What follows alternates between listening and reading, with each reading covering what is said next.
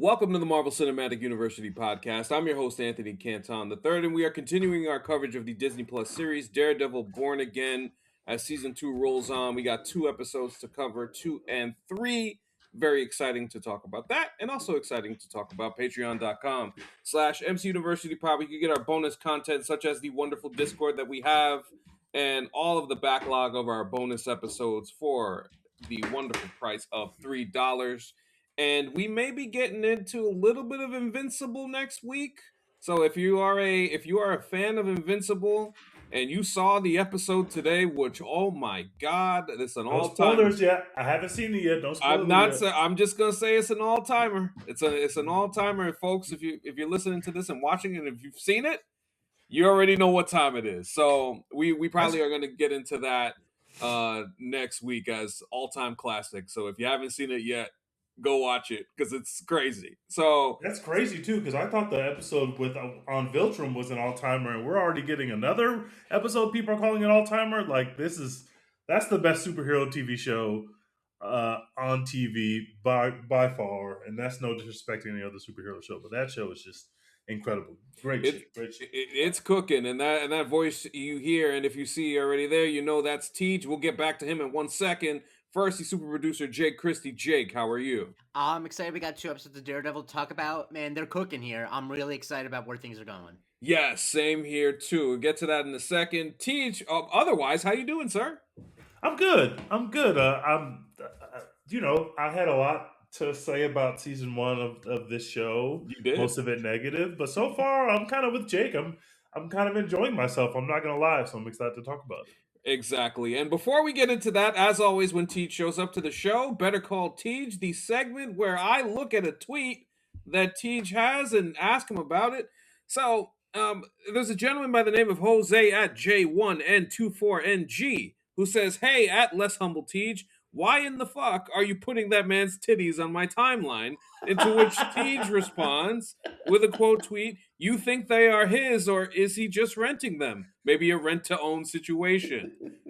Teej, what caused this? I know, but explain to the people. So obviously, Christy Nome's husband yesterday was outed because he was sending some texts to some sex workers and some people outside of his marriage, and in some of the pictures, he was wearing very extremely large fake breasts, like extremely large, like bimbo level fake breasts in these pictures, and doing kissy faces. Which, hey man, express yourself and your sexual desires however you want. Probably not best to do that with someone outside of your marriage, but I gotta think. Like, I just thought a lot about logistics when I was thinking about this story. Like, Sure. where do you cannot hide that in your house? You cannot just put these things in the closet. They will probably collapse your shelf. Like, these things are humongous. We're talking about anime titties. These things are huge. The thing though you're thinking about though is think about how cheap real estate is in South Dakota. They probably got a lot of basement space. They probably got a lot of basement space to put that. We live in major metro areas. We're not thinking about the space you can get in fucking Pierre, South Dakota. Shit, that's a good point. This is it's just and the incredible things that we learn about people against our will. We didn't know anything about. Well, we knew that she had some infidelities, and now he's got his own infidelities and bigger titties than hers. So. He might, and the thing is, he's actually, as far as husbands of female Republican politicians, he's fairly normal. The percentage of husbands of female Republican politicians who have weird sex stuff is probably over 50. It's not uncommon. Why is it always Republicans? Because they're oppressed. Because they can't indulge. They don't allow themselves to indulge in their actual sexuality. That's why. What he says. Yeah. Live your truth, everyone, including Republicans. Live your truth in that way that you don't have to be repressing these sexual desires that you have.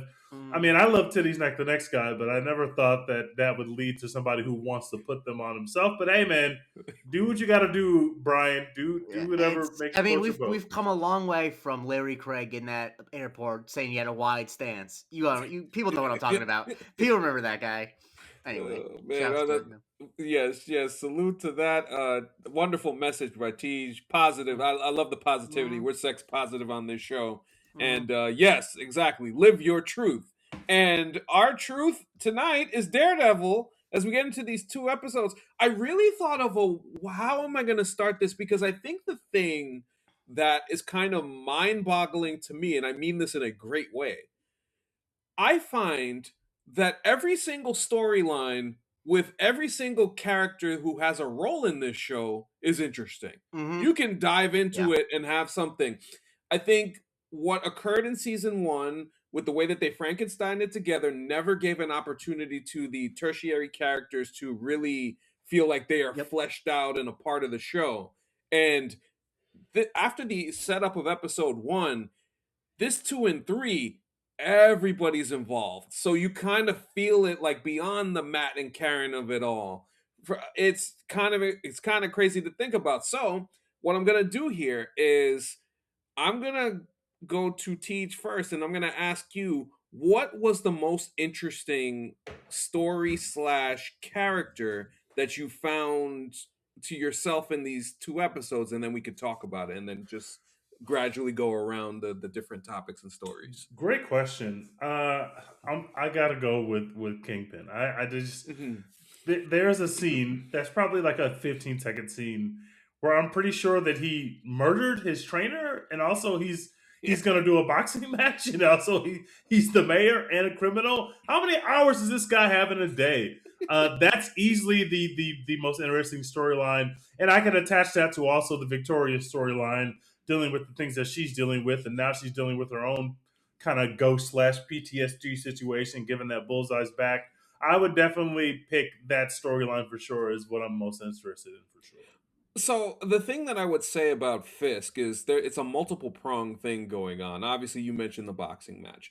Then you mentioned him putting the screws to Swordsman by basically tipping the scales, as the cameras were so apt to do during that trial, as he goes to that detention center, or them cages Yeah. that they be putting all them folks in, and he has his hands in a lot of things. And I think one thing that's happened in with all of that going on is there's less of a focus with him. Like there's a scene with him and Vanessa, but it seems like he's a little preoccupied.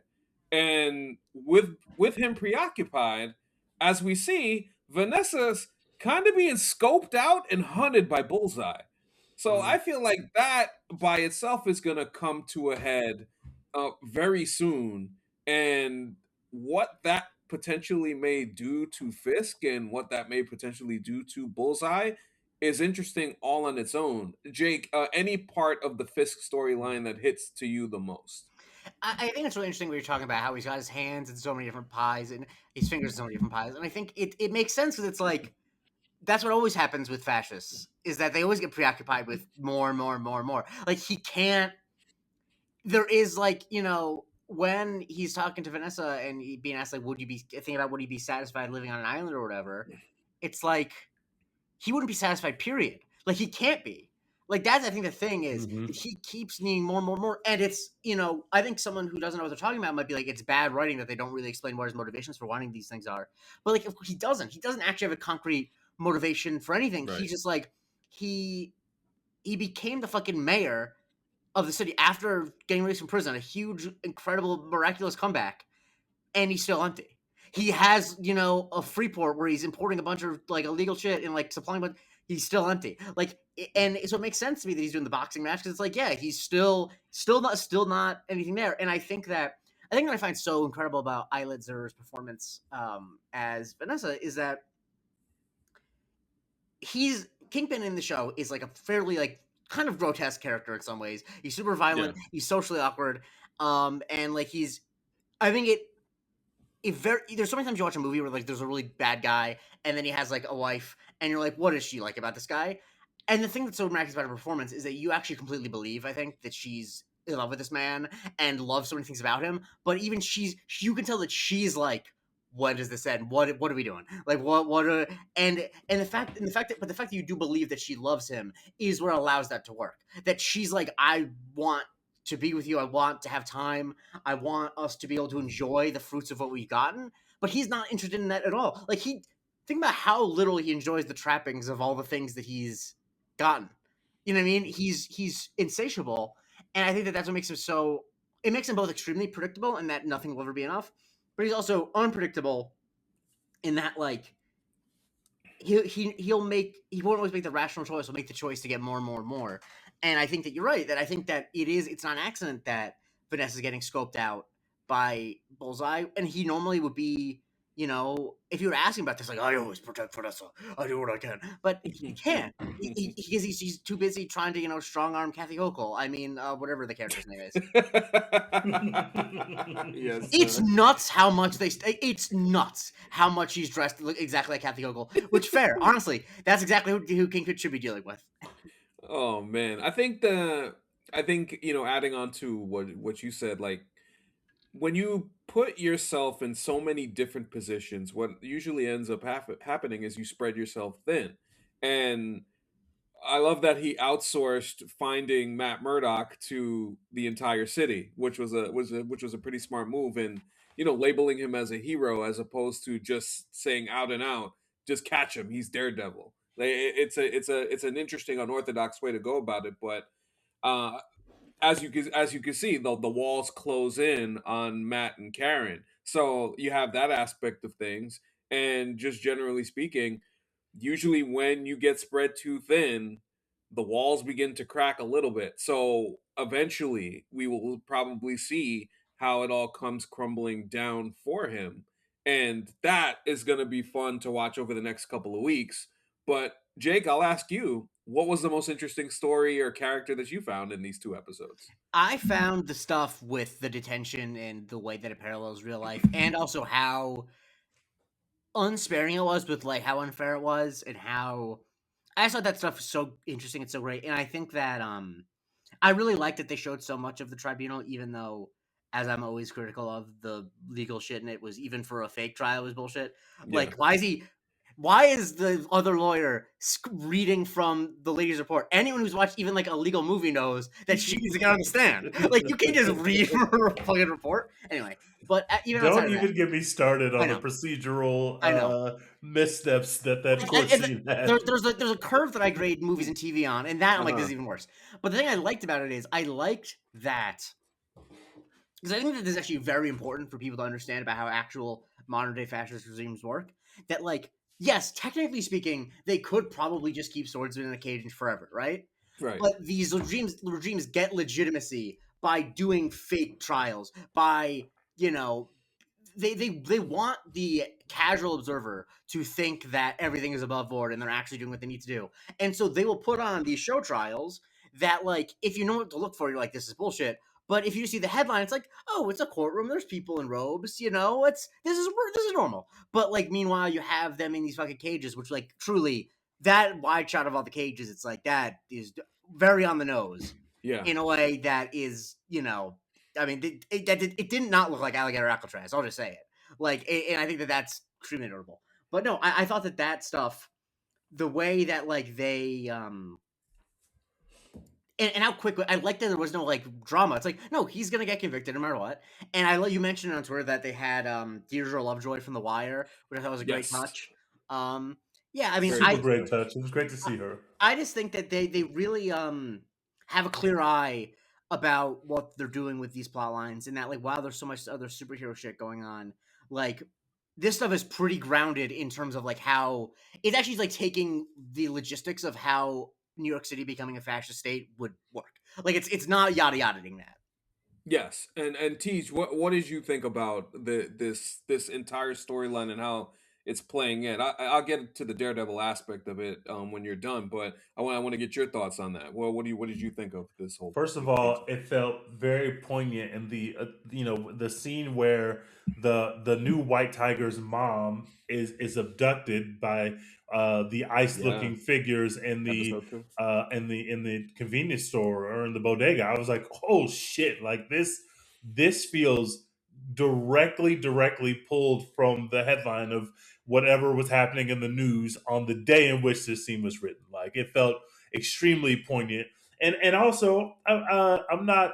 I have no history with locking people up against their will, and I love how the actual cells, like Jake said, kind of looked like these detention camps that we've seen around our country. But I got some notes about how easy it was for Daredevil to like unlock the cells. Like Yeah. I was just Yeah. like I understand that nobody knows where this prison is, but like it just seems like it would be extremely easy for anyone to get out of their cell. That doesn't mean they'll be able to escape the actual building, but when Daredevil starts letting people out, I was like, did I miss something? Like, how did he just let everybody else I mean, out he has like the key that? card, Like, but that's it. But there should be more than just one key card. Yeah. there seems- I also have an issue with. So we have this ice. We have this good guy ice agent, or at least he says that he's a good guy. This good guy on the task force who's like, "Hey, I've been looking for you guys. By the way, here's his key card. It only works today." I don't understand why we had to have another scene where Daredevil has to go into Kristen's office to figure out where the red the red something whatever the place Red is Hook. called. No, that's the Yeah, name of the Red neighborhood. Red Hook. That's the name of the neighborhood. It's where New York's IKEA is. They had to figure out where Red Hook was, but the guy who gave them to this card, which you can swipe you into Red Hook, couldn't have also told them where it was. I thought that was like this is an Yeah, extra that was a really we good don't point. need. Yeah, I think they just wanted to have Daredevil interact with Kristen, but yeah, they didn't need to. Yeah, Or Kirsten. sorry, Kirsten. Kirsten. Right? Yeah, Yes. Kirsten. I think they just wanted to show the cool, like, oh look, like we're filming her walking in, but really it's Daredevil who's listening to all the things that are surrounding her, what she's hearing. Are we indoors or outdoors? That was really cool. I actually liked that was cool. I wish that like the guy who was not actually working at Red Hook. I wish it was like this is like I that I don't know. You're absolutely right that was unnecessary. The bit of him listening was cool though. That was a cool visual. That was cool, and that made it worth it. But when he broke into her office to ask her that and ruined her night of drinking, I was like, okay, he needs to talk to her. That makes sense. They did that too. When they had the conversation, I was like, you could have left her at the bar. Let her finish her night. You didn't need to talk to her. Oh man, yeah, and to the point I made earlier about giving the characters kind of like room to grow and become something more integral to the show itself. Kirsten has a big story. She has the argument with Heather before the trial goes on, and stuff like that, and kind of like her dealings generally, kind of seeing how the system is so corrupt. It's jarring for her to see, but like there's an understanding of why that is and stuff like that. And yeah, that part of it for Kirsten was it was fun to feel like this character, because this was something that's been talked about a lot by people online. Like, hey man, like you have these people out here and it feels like they have nothing to do, and it's nice that they actually get to do stuff important. And I like the dichotomy of her and Heather, because it does show like they're two characters who in the first season were neither of them like obviously Kirsten was a good person. She just has stuff with Matt, but she's kind of coded as like the more corporate lawyer. She's the one who cares about billing, yada yada. And Heather, is a psychotherapist, and she's obviously doing a lot of good generally. And I like that you can see like, but when the chips fall, these are where they fall. That Yes. like Kirsten, who you could write off as being a corporate lawyer who cares about billing more than just about doing the right thing. When push comes to shove, she's gonna fight a losing battle. And Heather, who like I'm sure obviously she's been traumatized over, but when push comes to shove, like I just love how that scene in front of the courtroom, like it's just the text rationalization. It's like, but he's helping with criminals, like, and the subtext of it. Same with the opposing counsel that you talked to last week is like, Right. and this once again, I hate to keep harping on this, but is such a key component of fascism is making people think like it's inevitable. Just get in on it now. Like, just let it. Just grin and bear it. Like, you want to be on the right side of this. Like, I know it sucks. I don't like it personally. It disgusts me, but it's gonna happen. And I think that it's so interesting. You see the ways that I love that it's happening to Heather, because Heather was not a bad person last season, and I don't know if she's like quote unquote a bad person now, but she's doing a lot of bad person shit because she's convinced herself that this is what needs to happen. Yes, I totally agree with you there. I think to see somebody kind of lose themselves so easily and so quickly, and a lot of times that's how it occurs. Like you have something traumatic happen to you, and then all of a sudden you think that this is the comfort, this is the way to go, and it's not always that way. And I think a good parallel is the thing that I found most interesting, besides the wonderful fight scene that we got at the end of episode 3, the entire Matt and Karen of it all, as while they are doing their very best to figure things out and they are united in trying to stop Fisk, there is a bit of a path like breaking between them as what is the best way to go about doing this. As Karen is kind of, she mentions Frank and his way of doing things. And Matt's like, no, we can't do it that way. And, he's resolute in that. And you could sense, as we talked about in episode 1, that frustration in Karen trying to peek out. Because the thing about her character is, we think if we go all the way back to the Netflix series, she's had to be right in the middle of all the corruption affecting her life directly. As we could talk about Ben, we could talk about her and the that She's almost corporation. murdered in the first episode of the show. Right, exactly. That corporation and Fisk has kind of been all over her since the start of the series. So Yeah. I think there is plenty of reason for her to feel like there is no other way but to get a little more aggressive and to do things a little bit differently. And that push and pull between her and Matt, even I think when she mentions Frank, like it kind of pushes Matt back a little bit, because he kind of knows that there's a thing there between the two of them. So that this unspoken thing that Karen and Frank have.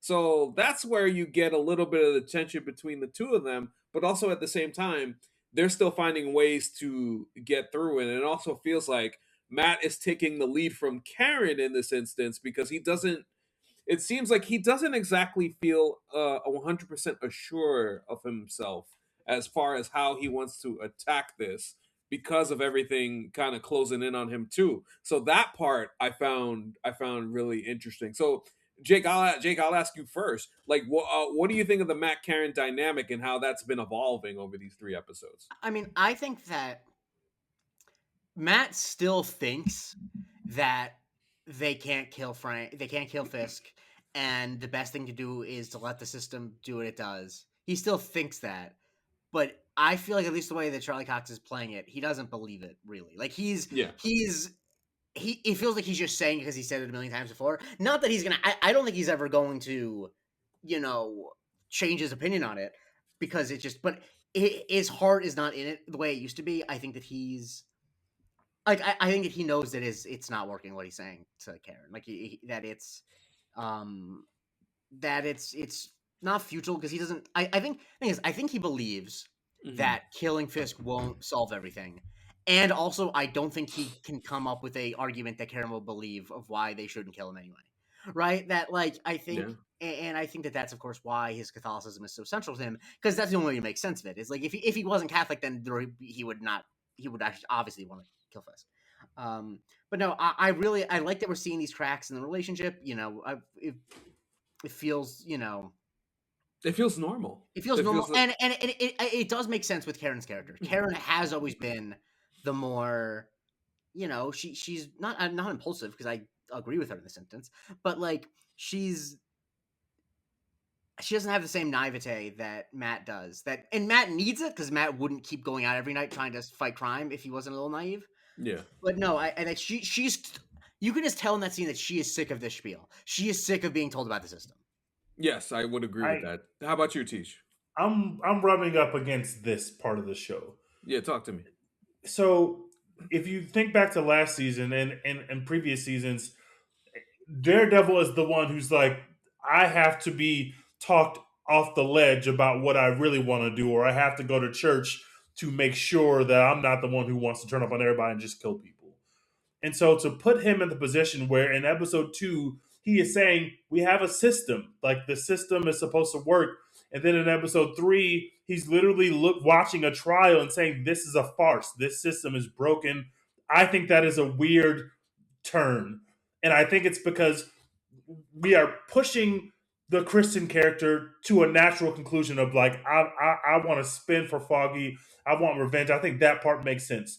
But to have, because we're only putting Kristen in the room with Daredevil, Daredevil has to be, when he's with Kristen, talking her off the ledge only for the next episode for him to be like, this system doesn't work. And I think it's just like a weird, and this is my bias playing out, because I think that's why you need a third person, which is usually Foggy.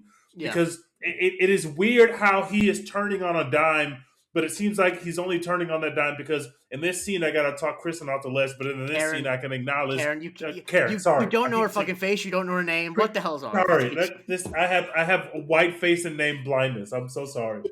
Kirsten is the like black lawyer. Okay, Karen. It's weird that in one scene in season in episode 2, he's got to talk Karen off the ledge, but in the next episode, now him and Karen can watch the trial and he can say, "Oh, this whole system is a farce." It just feels like we're kind of toggling where Daredevil is as it relates to the system based on what we need him to do in this particular scene, and I really bumped up against that. Even though we know that it's true the system is a farce, it didn't feel true to me that Daredevil, when Karen is like, "Yo, let's just kill him," like that would be easier. It didn't feel real to me that Daredevil would be the one that's like, "No, we got to go by the system," because usually we are hearing people that are talking Daredevil off the ledge because he wants to go out and just take care of himself. Fuck this lawyer shit. I can just do this as Daredevil and get this shit solved in a night. And someone's got to talk him off the ledge. Now he's got to play that part for Karen, and it just felt a little clunky for me. Well, this feels like, to me at least, the story of Matt this season, because you're talking about an hypocrisy, and when it comes to Matt and Daredevil, the character itself, in terms of, yes, I believe in the system, but not to the point where you're not going to dress up and whoop people's asses. You're doing that, and right now he does not have the lawyer thing to fall back on. So this is again, which I love that the superhero genre is doing this right now with the story of you just stuck being the hero. There's nothing else right now. So eventually there has to be not only either a come to Jesus moment, or something's gonna break. Yeah. Like just break within the character and put him in a bad position. Him and Fisk, in their own ways, are heading towards a mutual self-destruction. Yeah. And that's kind of what I love that the show is doing again, in terms of keeping them on opposite sides for now, but slowly as they come together. The reason that they always end up coming together and is so explosive and so good is because each of them are barely holding on to themselves because of the people that they can't help but being. And that is what Matt Murdock, essentially is at this point. Is with no lawyer thing to fall back on, with nothing else to fall back on but being Daredevil and trying to figure that aspect out and what is the best way to go about things. Like Jake said, he's saying this shit, but he don't really believe it at this point. Yeah. So that's where Karen is looking at him like, hey man, we may have to do this a different way, and whether you want to believe it or not, that this is the fun, and this brings me back to the season 2 of the original series, the Daredevil Punisher conversation, and where this all started. And it's always fun to go back to that because there are always points to be made from Castle's standpoint, and there's always points to be made from Murdoch's standpoint. And that's what I think thematically the series has always done when it's at its best, is present these choices and present the part that's always hypocritical from each side on it, and the way that they view themselves and how they put it forth. So that's where, like with the Matt stuff, I think there's a reason that it's being portrayed that way, because he legitimately doesn't know what the fuck he's doing, and that's why he's taking all of the direction from Karen at this point. I think that his thing is he's in a position where he completely rules out killing everyone to solve the problem. Like, that is an unfathomable thing for him to do, right? Mm-hmm. And so therefore he must trust the system. But he also is perceptive enough to see that the system doesn't work. And so that's why he's losing his mind. Because it's like, well, I need to trust the system because anything outside the system is immoral. But the system's not working. Well, I need to trust the system. Like, it's kind of, and I think that Teej, you're right that it is done, I think, a little clunkily, but I don't think it's an accident that he is wavering back and forth, because I think he's wavering. Like, I think he wants to, in an ideal world for him, he would trust the system and the system would work. And so, but his default position is to trust the system, and now he's like, wait, but the system isn't working. And I think that I think we're going to see him hit a breaking point, like you said, especially now after, the thing I really liked about these episodes is that it gave us a win at the end of episode 3, at least temporarily. because I think that when these shows have been a problem, I think this has happened with Daredevil before, is when the season is just like an unrelenting series of things getting worse and worse and worse, and like there's no shape to it. It's just like worse, worse, worse. And then there's one victory at the end, and the season's over. You know what I mean? Where like Right. every episode there's a new thing that's You're right right. about Like, that. Yeah. and because I think that could just be punishing to watch.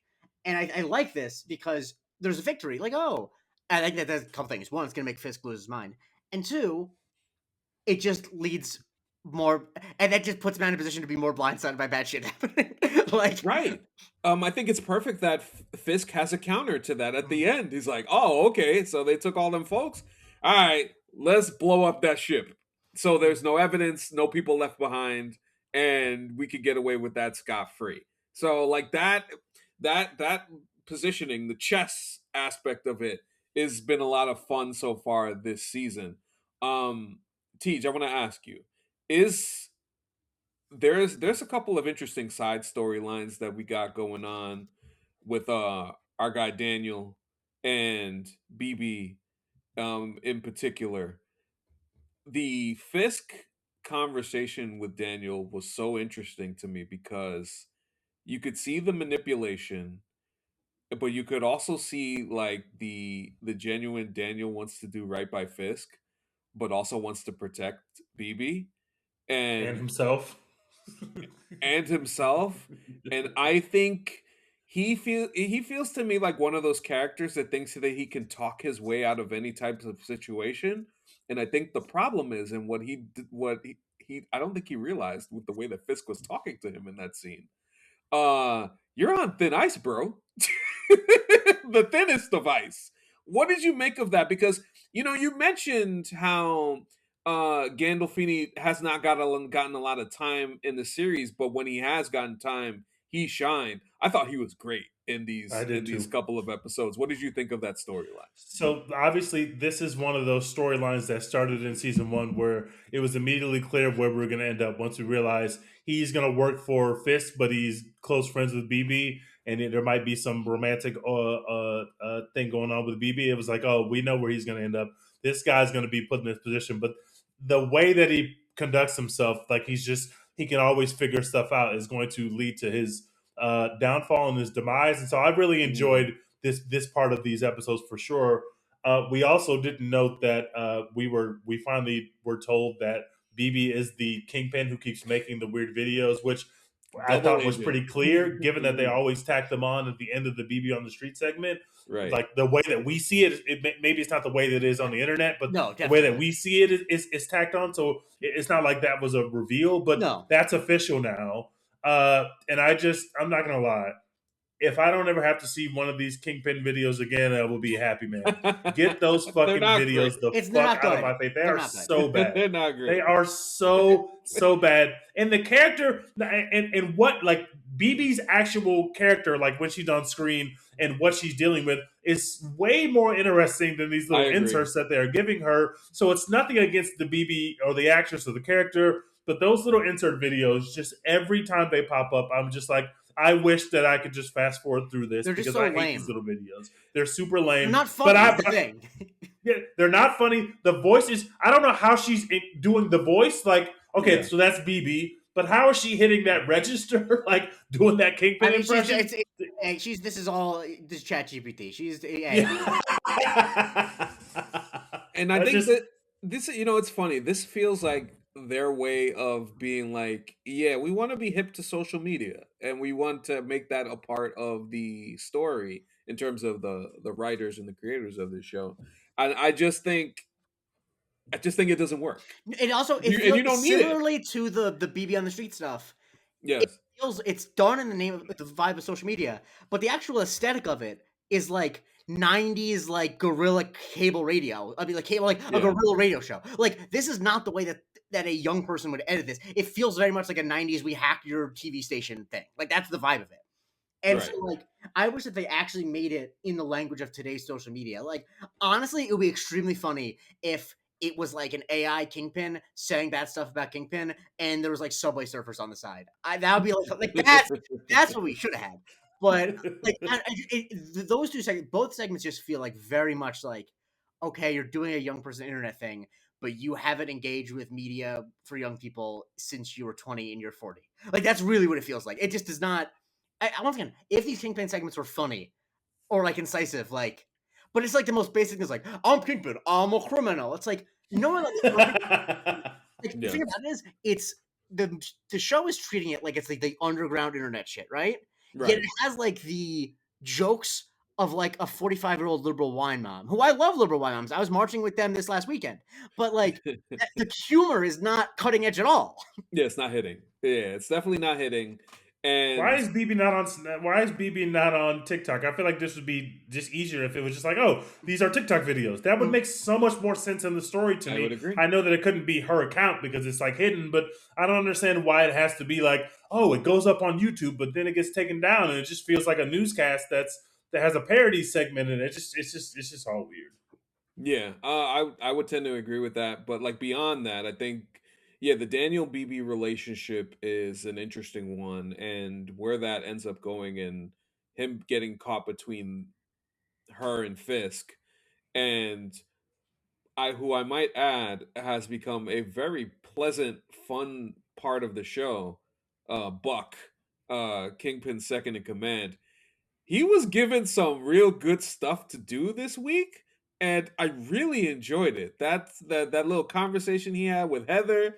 There was a little bit of a back and forth there that was a little flirty. I enjoyed that. I enjoyed that. His talk with Daniel and talking about how he's kind of grown on me a little bit, but also he seemed like he's willing to put a bullet in him if he needs to. Mm-hmm. Like that whole bit was fun, and even him right off the bat talking to Fisk and being like, why don't you just out Matt Murdock? Just out him. Just get him out of the street. And then Fisk having to explain to him, hey, I'm gonna do it this way so he isn't looked at as like a martyr or something. Mm-hmm. Buck got some good shit to do this week, Jake. What did you like about what you saw from him? I like that they're giving him stuff to do because he kind of was a pretty boring character the first season, just like the generic British like right hand man. Yeah. But no, like I like the conversation he had with Heather, because Heather, even though his thing was really smooth, like identifying everyone, Heather's read on him was also exactly right. Like, he's doing this because he is cognizant of the fact that he's in a pool with sharks who are all trying to eat each other. Like, he's, he, unlike Fisk, whereas like the threat of violence is like always simmering under the surface with Fisk, and you could feel it palpably. He's cool about it, but he knows it's there. Like that, and the conversation he had with Daniel is that, like, him just being like, to be clear, like, I will kill you. I'm not gonna like shake and crush you with my hands, but like I will kill you. And I think that he's a very interesting character for that. He's an interesting contrast to Fisk, because he is just as cold blooded as Fisk is, but he's just not, as outwardly scary. But no, I think I'm very interested to see how because now that we're getting scenes of him outside of the context of Fisk, I'm interested to see the ways that his differences with Fisk might manifest. Because, like, I think we kind of took it for granted in the first season that he's an extension of Fisk, but he's his own person. And I'm sure that there are things that Fisk might do that might cause a rift. I think that's part of why we're getting a lot of scenes with him by himself, so we can contrast, like, what is he trying to get out of this relationship with Fisk, right? Like, he's, former special forces, he's from Britain. Why is he the right-hand man of the mayor of New York? Not that there's no good reason, but like, what's his end game here? Because I don't think it's just, I want to be the right-hand man of the mayor of New York. That kind of feels like a low aspiration for a guy with his skills. It definitely feels like there's something deeper than that, and I'm definitely looking forward to seeing what they flesh out for these people below Kingpin, as they seem to play such a vital role in some of the screw ups that may happen, that may lead to Kingpin's, soon to be in like real trouble in the situation as all. The other thing that I feel like is important to talk about, the fight scenes throughout episode 2 and 3. They were a lot of fun. The camera work was great. The stuff that we got with Daredevil getting the gun from the from those anti-vigilante task force folks with the smile, like he was about to use it but then didn't use it. And I think something I spoke to about Matt's character and kind of like losing it and how being on the verge of losing it. Yo, he fucks them folks up in that second episode crazy. He really does. Like you hear them cracks and stuff. It's like, yo, he is going off. So then you get that fight scene. Then you got Bullseye taking out folks when it seemed like the ATV was going after Cherry and trying to get him, and Bullseye showed up and took care of that situation. So that, the Bullseye stuff is going to get interesting too. But then we got to talk about the end of episode 3, because that last 15 minutes was a lot of fun. We got to see Swordsman get some action. The Swordsman was cooking too. Yeah, Tony Dalton, salute to him. Lalo Salamanca for the win. He was cooking in this episode. This was a lot of fun. Like, from the time that Matt uses the key card and gets in, it just starts whooping ass. Like, the camera work throughout the fight was excellent. Teej, what did you think of that? Tell me how you viewed that, because that last 15 minutes of episode 3, from them getting into the jail and then getting out of the jail, all the explosions, and then Hector's niece getting involved, like, all of that was a lot of fun. That, it's like I said last week, when there are issues I have, even though generally speaking I'm invested in every storyline, and so it doesn't feel like I'm taking scenes off. But when we get to a fight scene in the Daredevil series, it's just like, forget everything that I see wrong with these episodes of TV. Like, I'm in my happy place. And the fight scene in the jail was so cool. The camera work is so good. And again, the reason why these fight scenes work so much for me is because they don't look like any other MCU fight scenes. They don't. There are more bones cracking. There's more blood splatter, and some of that's the nature of, like, oh yeah, we could do mature stuff, but also just the way it's filmed, the way that it's choreographed. It's just different than what we generally see in a comic book TV show or MCU TV show or MCU movie. And I just absolutely loved it. They as soon as he ends up going to the prison, okay, he's gonna have to fight a bunch of guys. And I literally sat up in my bed. I was like, yes, let's do it. And the fight scenes have been so good in this season so far, and we haven't even got whatever our big finale is going to be. And we've already got a couple fight scenes that I'm like, yeah, we are really cooking at a high level. And props to all the people choreographing that stuff and all the stunt actors, because it looks really, really good on screen. I'm just glad that they're doing that. We've gotten a fight scene in every episode, which is probably not going to continue, but we are eating good right now. There's legitimately been a fight scene in every episode so far. I wouldn't be surprised if we just keep getting them, to be honest. It feels like there's a physicality that they're bringing back to this that wasn't as apparent in the first season. And I think because what was initially left from the first season was that whole idea of making it a procedural, which again is one of the dumbest decisions that was even allowed. It's an unbelievable idea. I just don't know how they got there. Like, that's unbelievable, and how they let that to start that way. But fortunately, smarter people prevailed, and we're now in a place where there's a clear-cut vision. So not only you could tell a good story, but still give me a great ass hallway fight scene, which I'm sure we're gonna get at some point later in the season. So like that's the stuff that shout out to Benson and Moorhead, who directed these 2 episodes, 2 and 3, and they did a great job. It was they really actually well did done. not direct episode 3. They didn't direct it. Oh, it was episode 2. Slick Nam like Slick Nam. Yeah, I mean, anyone who goes by Slick is good for me. I mean, shout out to Slick. Great job. Whenever I hear the name Slick, I think about the plot point in Heat, where basically he's not going to be able to solve the case, but then the criminal in the club, the black guy, calls him Slick, and that's kind of what opens up how they find out who he is, and they get into the crew. And it's like, if you just don't have a street name that 30 other people have, like, you probably get away with it. It's not the black guy in the club. It's the thing that the radio guy overhears someone say. Let's not be ridiculous. Okay, that's true. It's like a. It's even no. Isn't it? Is it not the guy in the club? Because it's like Tone Loc, and then you go to see Tone Loc's brother. They ask him about that. They asked Tone Loc about it, but the Slick is introduced by the guy with the radio who hears to use the word Slick in. Yeah. Okay, got it. It's even dumber. Yes, that's true. It's even dumber. It's even like a more of a walk. Such a dumb. Literally, he doesn't get the trail of the crew, and everybody's fine and in bed with their stolen money. Had he not had the dumbest possible nickname in jail? Whoa! Wayne Grove is not fine in bed. He's killing sex workers somewhere. Well, that's true. That's true. He's literally murdering sex workers for no reason. Waingro, man, not a good hang. Not a good hang at all. Truly one of the worst hangs in film history.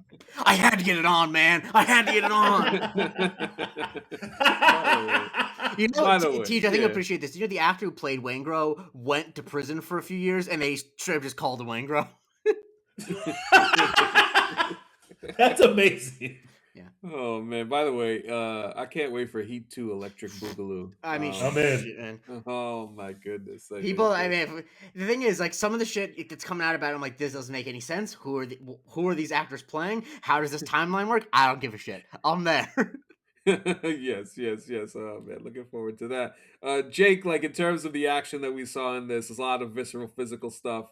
Well, what stood out to you in seeing it? I mean, the sound work is something that's really great. You mentioned the crack. It's just like, it really feels like he's giving these dudes CTE. Like, it really feels like he's on the Camp Scatterboo program. CTE isn't real. These people are going to be fine. And it's just, and I really think the introduction, not the introduction, but like the way he uses like the throwing batons with the rope is they've really done a lot of cool stuff with that. There's so much of a thing that's kind of silly about most hand-to-hand action stuff in movies and TV is that, like, when the bad guys have guns, it's like, what are they just going to wait to shoot you? And the throwables really help make sense of that, where it feels so kinetic, and it feels like it's just like that he'll be throwing a baton at one guy, using another baton to swing at somebody, kicking someone all in 5 seconds, and it feels...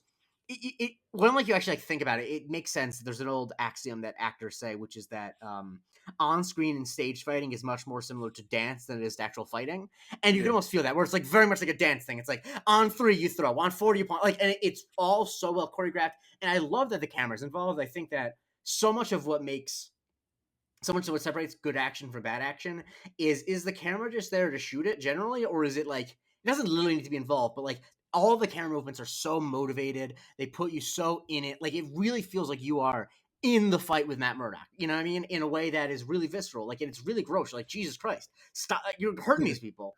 In a way that's so much superhero violence, understandably, because it's usually PG-13 and it's not those type of movies, feels so weightless. It's like a guy gets punched and you don't even think about it. Whereas here, I don't know, are you generally, when the guys get knocked out, you're like, generally like, Jesus Christ, is that guy dead? Like, that's nuts. No, I would agree with you there.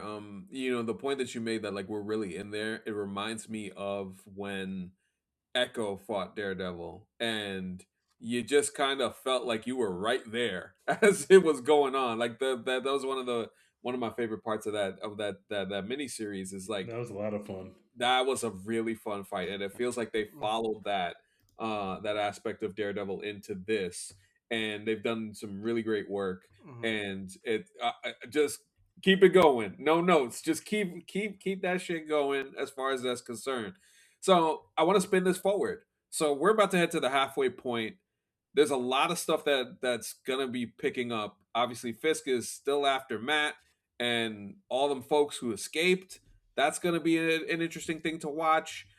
The Vanessa Bullseye thing, I think that's something that probably gets resolved relatively soon. And I'm just, there's a lot of things on deck. We not even at the Jessica Jones point of it all, and I'm sure she has a big role to play. So like, there's a lot of things. What are we doing with Muse? Was Heather about to put that Muse mask on? I was like, what happened with that? She's about to put that mask on, bro. She's teetering. She is teetering. How did she get that? How did she even get that mask? That's a great question. She shouldn't have that. That's dumb. She shouldn't have that. It feels like maybe she grabbed it from when old boy when she shot him after the fact. I don't know. But there's evidence. They searched her. There's no way she. Yeah, there's no way. So where'd she get another one from? I don't think she got another one. I think the implication is that somehow. Although you think she? No, okay, I think what the show wants us to believe is that after everything was said and done and the crime scene tape was gone, she asked to have the mask and they gave it to her, which of course they would never do. But that's, I think, what the show is asking us to believe. That's interesting. I think the thing about her, and I love the male population on the internet being like, I can fix her. I get it, guys. I totally understand. I mean, the thing is, it shows how fast life comes at you, because she spent the first season thinking about Matt, thinking I can fix him, and now people think I can fix her. I can fix her. So yeah, she's in where she goes is interesting because the way that she like casually was like, "Yo, swordsman, let's just throw his ass in prison. Let's throw him ass in the cage for no reason." It's like, sis, I what we think it's doing? she's like people convince themselves like if I just get rid of all the bad people and just don't think about it, then I'll be safe again. It's like, nah, you're not safe because your mind's messed up. You're a psychologist. You should know this. Maybe you wouldn't be having so many traumatic flashbacks of the masked guy who tried to kill you if you didn't have his mask in your drawer. Also, it's in a drawer in her living room. Put that in your bedroom. A random guest might open that. Just imagine you're just like, hey, do you have like scissors I can use? You open up the drawer, the mask is just A Muse mask. A Muse mask is in that place. Teej, let me ask you, spinning it forward, what are you looking forward to the most out of everything that we got in the hopper? Because we talked about a lot of different things. There's a lot of stuff going on in the show right now We that barely is interesting. talked about the fact that White Tiger is back. White Tiger's I thought back. that was pretty cool. I thought that was a pretty cool way to kind of introduce her and have her hanging out with Karen. I feel like somebody needs to hang out with Karen. Like we need another person to be with Karen when Daredevil's not there or when Yeah. Matt's not there. And so one, I love that for Karen because she gets someone to play off of. And also Yeah, they need a two, team. Yeah. and also two, the White Tiger storyline was one of the storylines I liked from season one. I really Agreed. enjoyed the White Tiger bit.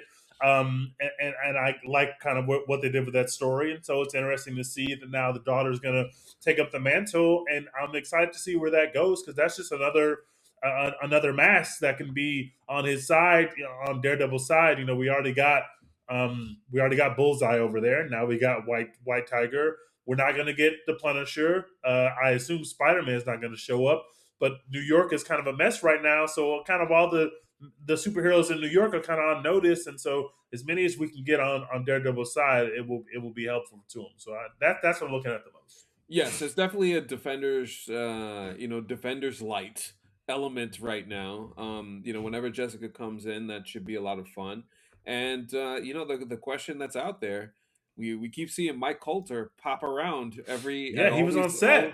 all these. Oh no, that was April Fools. But today, if you saw that, that was it. That was definitely. I saw that yesterday though. That's why I was like, you saw that yesterday. I saw it yesterday. Yeah, maybe he's on the set for season 3, but what I mean is like he's at all these cons and stuff like that. Usually, when that happens, that makes me think that he might be showing up at the end of this. So, like, and if Jessica's to show up, then I wouldn't be surprised if he does either, and that's the surprise that they're holding for us. But we'll see as it goes along. But Jessica obviously is going to play a role down the end of this season, so that part is going to be interesting for sure. And Jake, how about you? Like, what are you looking for spinning forward as the series continues? I mean, I'm looking to see, how Fisk, how they respond to all the people getting free, because that's not nothing to a lot of people. And I'm looking to see like how that there's a relative detente in Fisk's, mayorship. He hasn't killed anyone in his administration recently. And that's a short-lived thing always. And like I think the thing that's always so powerful about Vincent D'Onofrio's performance is that in every scene you're like, wait, is he going to kill someone right now? Like there's not a single scene where you'd be shocked if he just crushed someone's head. Sheila in The Office. Yeah. If we hadn't seen the Spider-Man trailer, I would have been like, yo, she might be next on the chopping block. Yeah, so I'm just always fascinated by what Fisk is going to do next, because he's a predictable character in that he'll always want more and more and more, but he's an unpredictable character in that like you can't constrain him to like regular morality in getting that more and more. And also, I do just want to note that according to Wikipedia, Slick Name got the nickname Slick because apparently he would do anything he possibly could to get out of class in middle school. Anyway, continue. Oh, well, how about that? I went on the Wikipedia page because whenever there's someone who has a nickname like that, it's like, this is a good story. I love when it's like, they were nicknamed. My favorite of all time is when the cornerback Smoke Monday got his nickname because his grandpa said his grandma said he was so active, he was all around the house like smoke, like things like that. I love anecdotes like that, so that's where we get Slick Name. That is excellent stuff. I think for me, the parallels between Matt and Fisk, eventually those two are gonna butt heads at some point. It's gonna have to come to a head, and what that means for both of them by the time that happens, as I feel like both of them are teetering in their own different way, even though it feels like Fisk is on top right now. it doesn't feel like it's a solid top. It feels like it's shaky. And Matt is going to probably do what he has to do to get to a point where a confrontation with Fisk is absolutely necessary. And when I mentioned teetering with Fisk, there is that one thing that could really change things and something happening to Vanessa. And we know Bullseye is in her crosshairs.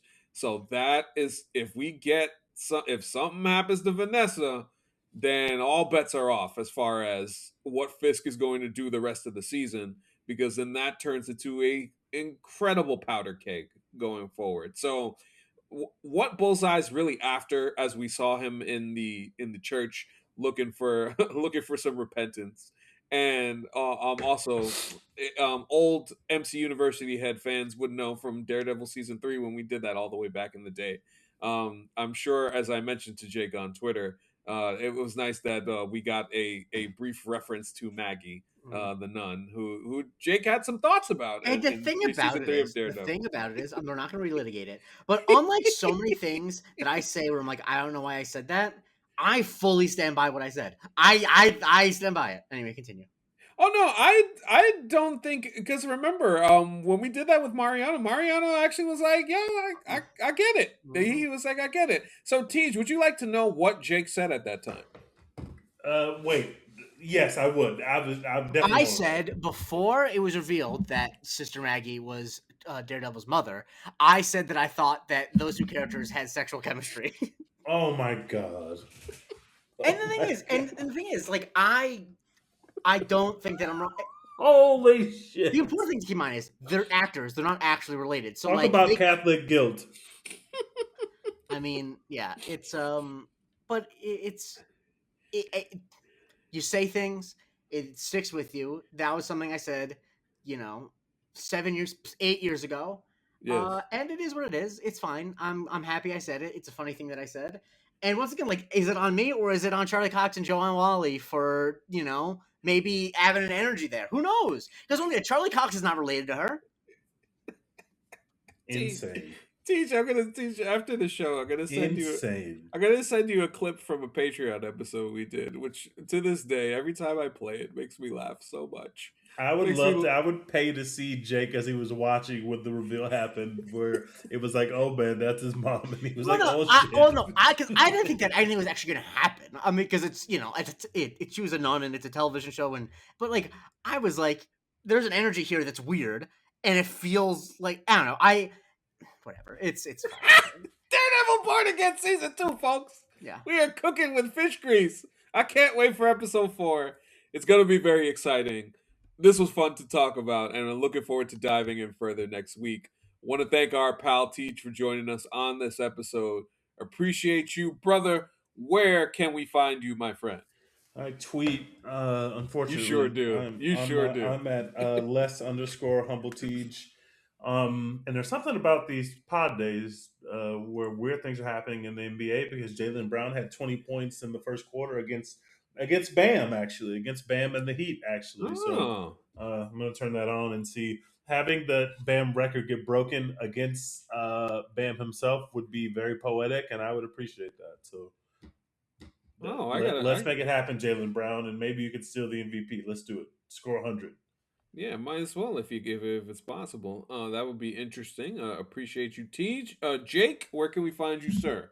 I'm on Twitter at the J Christie, on TikTok at the J Christie, still doing the museum of Twitter every single day. And I'm on Blue Sky at J Christie. I'm on both places. People on Blue Sky don't want me to be in the other place, but I'm in both places because you don't get the shit that Teej tweets about on Blue Sky. Unfortunately, you just don't. You'll never. There's just no one talking about no one on Blue Sky is having discussions about like the ethics of getting your rent paid for by it's not happening. It's just like, no. I mean, these are the conversations that dreams are made of, like that, and Teej has provided that for us, and very appreciative that he does. You can follow me on Twitter at Anthony Canton _3. Follow me on TikTok at Anthony Canton 1. There's a crisis in Knicks land as the Knicks have had 3 straight losses and they've really struggled, and the fan base is revolting. And as per usual, Knicks Twitter is crashing out. It's been a very interesting day. So I've been chronicling the season, and I'll continue to do so as we get closer to the playoffs, which are 2 weeks away. as it's nut cutting time, folks. There's going to be a lot of angst in Madison Square Garden over the next couple of weeks into the spring. So we will see what happens there. And of course, you can follow the show on all platforms at MC University Pod. Subscribe to the YouTube channel, subscribe to the Patreon, all the stuff that we got in the hopper. Obviously, it's a new month. So subscriber mailbag, Blade Trinity, and as I mentioned at the top, there's going to be some Invincible conversation. Looking forward to that. And also, The Boys starts. So we're going to get into that a little bit too.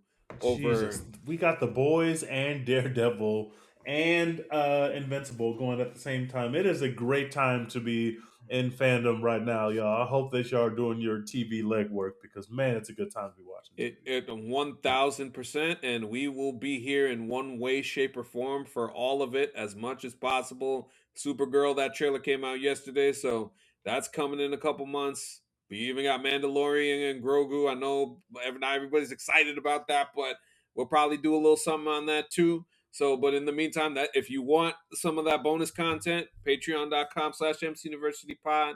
But appreciate everybody for listening, watching, and all of the support. For Teej and Jake, I'm Anthony Canton III. This has been Marvel Cinematic University, and we will talk to you next time.